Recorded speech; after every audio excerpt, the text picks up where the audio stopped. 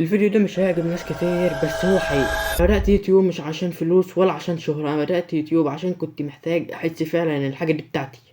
اول فيديو نزلته كان مشاهدات قليلة ولايكات اقل، بس كان الكفاية ان مجرد واحد بيتفرج عليا، ده كان بيفرحني اكتر.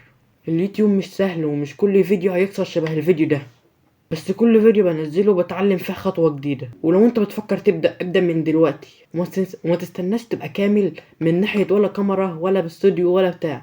انا بادئ لحد دلوقتي في مجرد بس زمزمية وبتاع سند الكاميرا، والحمد لله يعني مكمل معاك اهون، وان شاء الله مش هبطل. وقول لي في الكومنتات عايز الفيديو الجاي يكون عبارة عن ايه، ولو الفيديو ده لمسك اعمل لايك عشان اعرف.